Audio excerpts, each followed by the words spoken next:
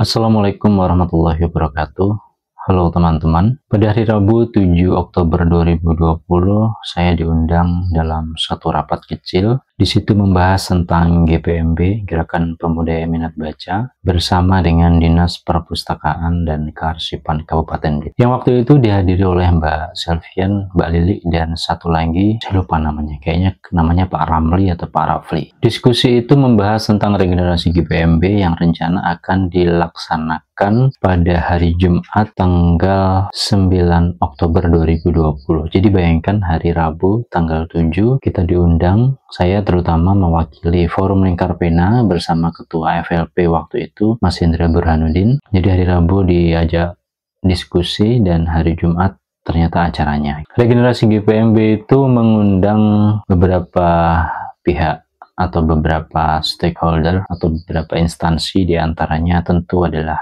pustakawan dari Dispusip, lalu juga pustakawan dari perpustakaan desa, di mana kemudian dilaksanakan voting pemilihan ketua GPMB Kabupaten Blitar, yang waktu itu kandidatnya ada dua orang, satu Pak Setiawan Adi Subagio atau Pak Dodi, yang kedua Mas Hendra, dan waktu itu keduanya ini mewakili dari komunitasnya masing-masing. Pak Dodi sebagai senior dalam bidang TBM atau Taman Bacaan Masyarakat, Mas Hendra senior dalam hal aktivis literasi, waktu itu FLP Forum Lingkar Pena, dan saya mungkin dianggap sebagai orang yang ya kira-kira berada di balik layar dari kegiatan-kegiatan FLP waktu itu. Secara praktis sebenarnya saya pribadi pasca tahun 2019 sebenarnya ingin mengurangi segala aktivitas yang bersifat komunitas, bukan berarti menjauh sama sekali dari dunia literasi, karena dunia literasi adalah dunia yang saya impikan, dunia yang saya geluti, saya senangi. Harapannya waktu itu bahkan kalau bisa lepas dari seluruh aktivitas literasi untuk kemudian fokus pada kegiatan-kegiatan yang bersifat individual. Ya seperti bikin konten review buku yang baru dibaca, atau mengajak orang buat ngobrol-ngobrol di warung kopi sambil membuat video-video pendek. Beberapa impian itu sudah terlaksana meskipun kurang maksimal dan kurang istiqomah. Namun aktivitas di GPMB membuat hal itu sedikit diurungkan dan kemudian masih melanjutkan untuk berkomunitas. Jadi harapan untuk kemudian berhenti di komunitas itu ternyata justru tersambung di GPMB. Ternyata suasana birokrasi itu tidak semudah yang kita pikirkan. Pada tahun 2020 saya masuk struktur GPMB, dan pada 2 tahun kemudian GPMB baru dilantik, itu pada tahun 2022. Dan ini adalah tahun terakhir GPMB Kabupaten Blitar periode 2022-2000, jadi kan 4 tahunnya. Dalam rapat awal GPMB saya termasuk yang paling, ya bukan yang paling, mungkin saya satu-satunya yang kemudian menyarankan agar melibatkan aktivis-aktivis literasi. Tentu beberapa nama yang saya ajak adalah nama-nama yang sudah familiar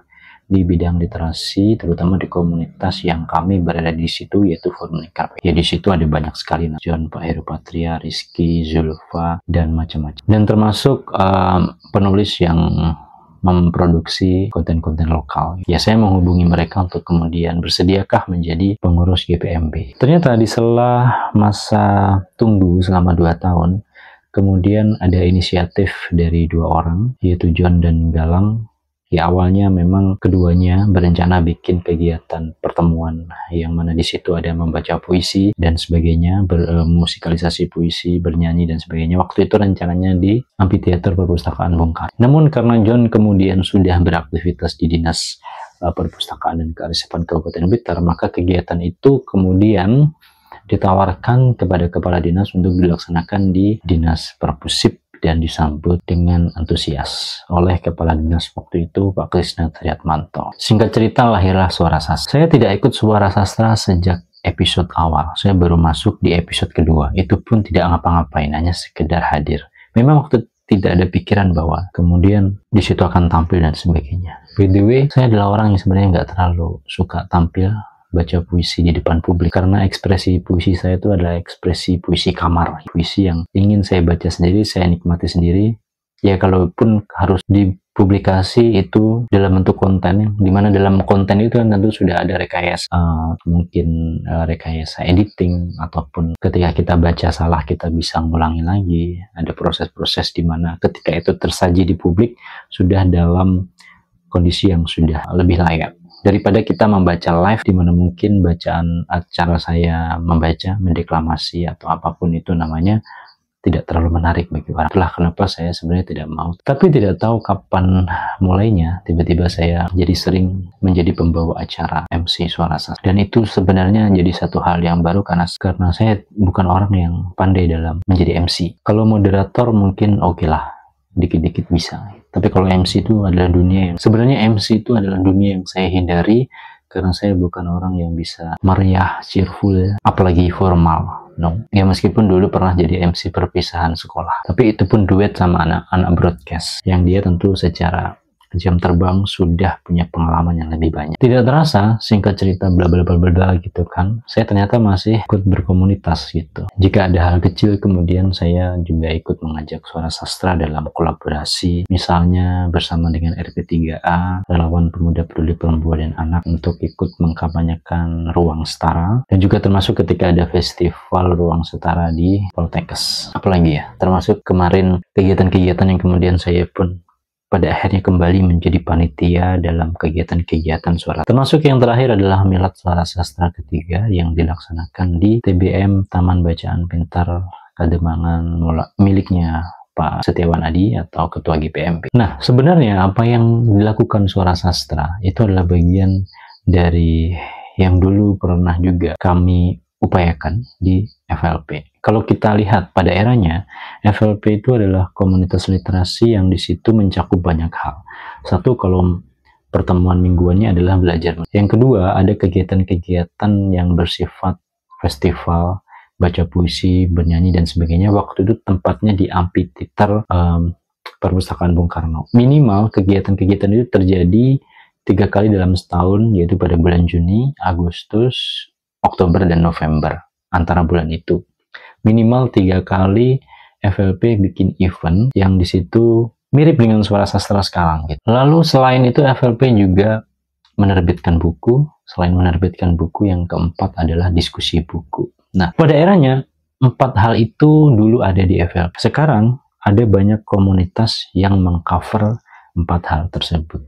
Suara Sastra awalnya mengcover kegiatan pertemuan festival-festival, ya baca puisi, ya monolog dan sebagainya gitu kan. Meskipun Suara Sastra kemudian juga nerbitin buku dan lain sebagainya, menulis mungkin juga. Lalu kalau diskusi buku, ada sekarang komunitas-komunitas di mana orang ngumpul diskusikan buku, sekarang juga sudah ada. Atau apalagi mungkin justru komunitas yang secara spesifik belajar menulis itu malah belum ada. Ya memang ada komunitas menulis, tapi rata-rata adalah komunitasnya orang-orang yang memang mereka sudah punya background menulis atau bahkan sudah tokoh di bidangnya. Yang benar-benar komunitas tempat belajar dari nol, saya kira masih belum ada, dan peluang itu masih bisa dielaborasi lebih luas oleh FLP Blitar. Kalau kita melihat kegiatan kegiatan berkomunitas itu sebagai satu season, Suara Sastra di usianya yang ketiga berarti sudah berjalan 3 tahun, episode 63, dan ini masuk season keempat. Pada season keempat sebenarnya perlu ada regenerasi. Apakah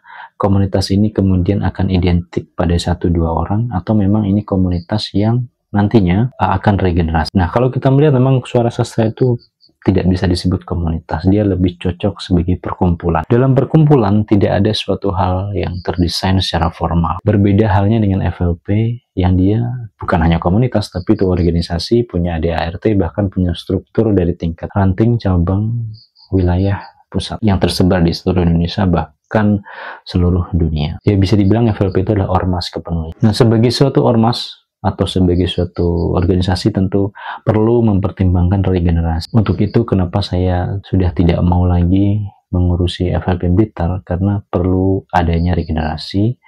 Dan bagi saya berhenti ketika sudah menyelesaikan tugas. Artinya sudah tidak ada lagi tanggung jawab di situ gitu. Dan kalau harus balik lagi kayaknya berat, karena saya sudah tidak punya minat terutama dalam berkomunitas, dan saya kira waktu-waktu itu sudah terjadi pada tahun-tahun sebelum. Karena itu pada season 4 ini perlu ada penyegaran dalam konsep, penyegaran dalam penampilan, termasuk penyegaran dalam hal pembawa acara atau siapa saja nanti yang kemudian akan menjadi pemandu kegiatan tersebut. Nah, selama ini Suara Sastra sudah cukup eksis dengan kerjasama kadang-kadang dengan ada outing class dari sekolah mana atau kegiatan dengan TBM apa. Ke depan perlu ada regenerasi, dan bagi saya 3 tahun ya meskipun tidak full menjadi MC Suara Sastra itu sudah cukup. Ya bukan berarti saya berhenti sama sekali ya hadir, tapi statusnya adalah sebagai peserta penggembira saja dan tidak harus tampil kan.